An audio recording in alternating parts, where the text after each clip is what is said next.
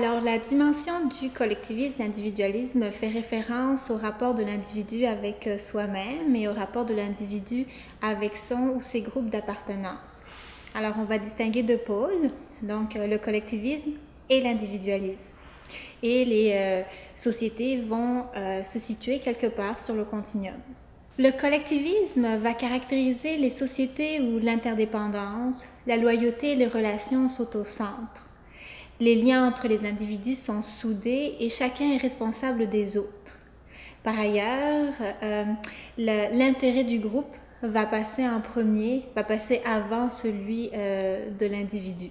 L'individualisme caractérise les sociétés où l'autonomie, l'indépendance et l'épanouissement personnel sont au centre. Chacun est responsable de soi et les liens entre les personnes sont plus lâches.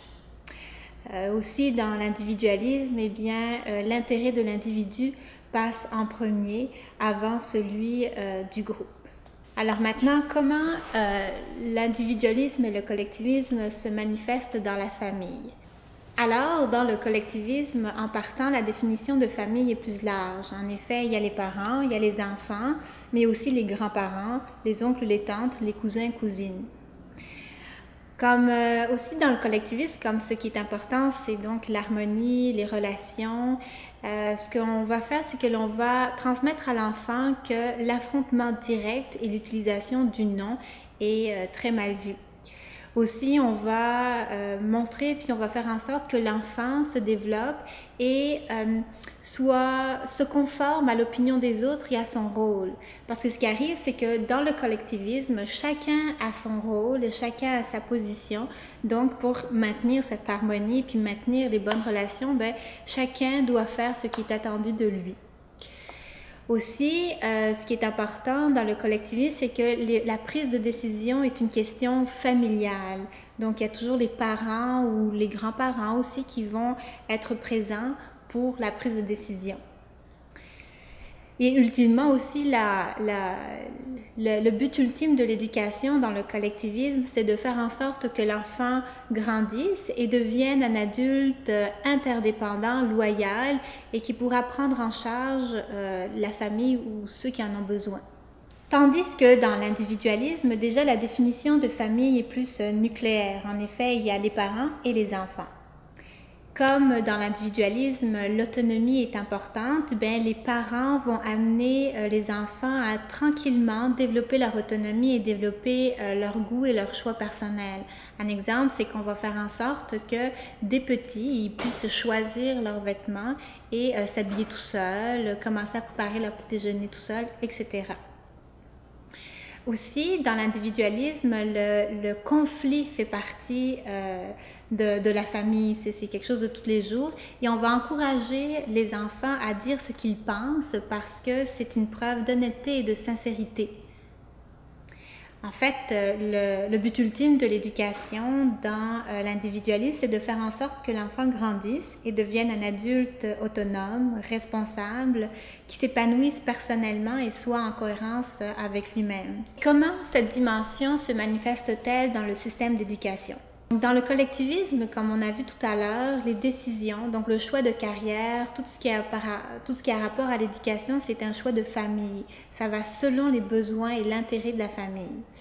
Aussi, ce qu'on va voir dans le collectivisme, c'est que le système d'éducation va viser à former ou va viser à montrer aux élèves, aux étudiants à comment faire pour qu'ils puissent devenir de bons exécutants.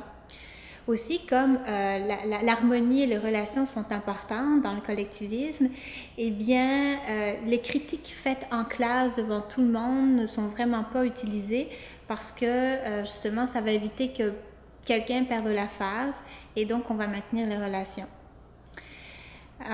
Autre chose, c'est que dans le collectivisme, l'obtention des diplômes est très encouragée et valorisée parce que ça va permettre d'accéder à une classe supérieure et donc ça va peut-être assurer la prise en charge de la famille ou des membres de la famille qui en ont besoin, en plus d'être une grande fierté pour la famille.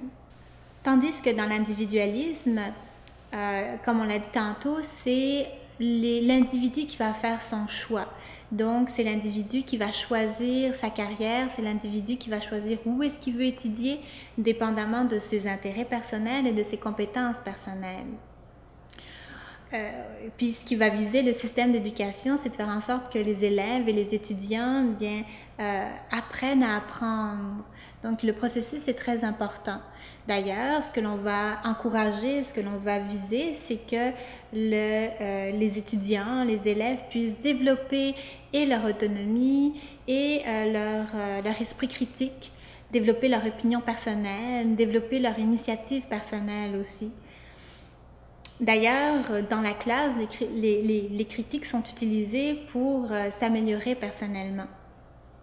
Et par rapport au diplôme, ben, c'est plus vu comme un moyen d'accéder à des meilleurs salaires ou pour augmenter son estime ou le respect de soi-même.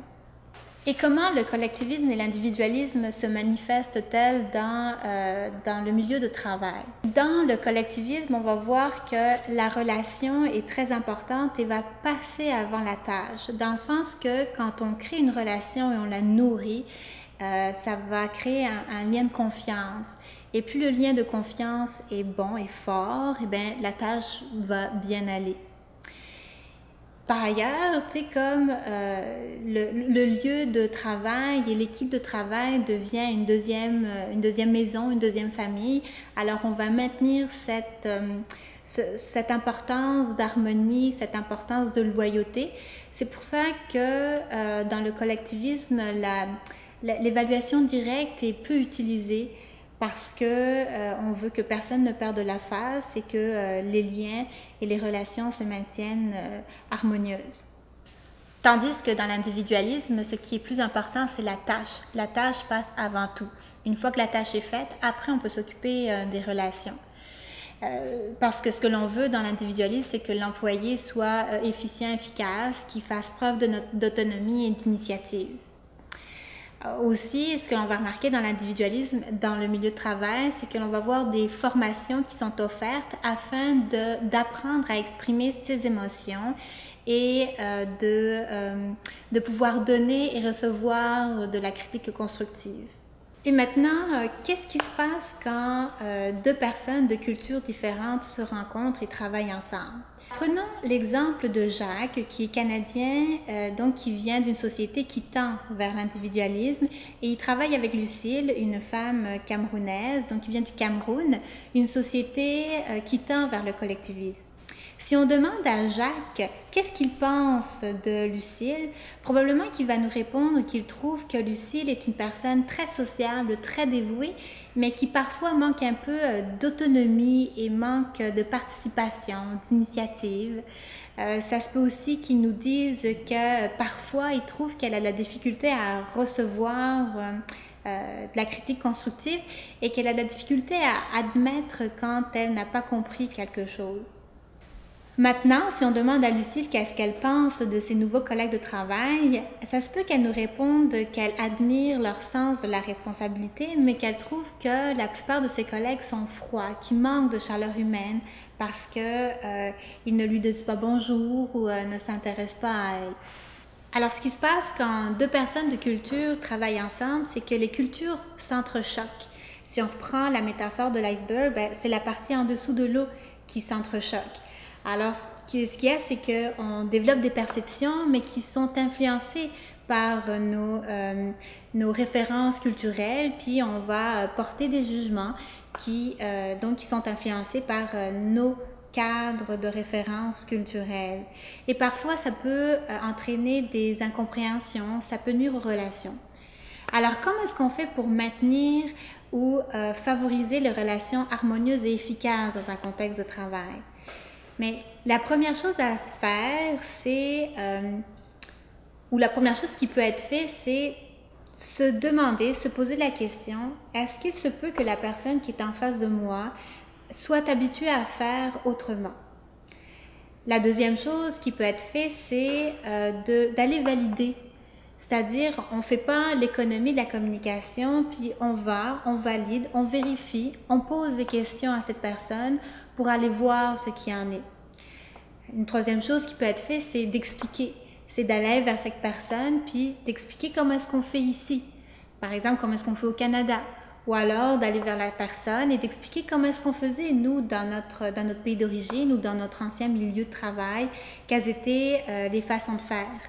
Parce que finalement, c'est créer un espace ou créer un dialogue où on peut échanger sur nos différentes façons de faire pour justement se rendre compte que, c'est que on a des cadres culturels différents.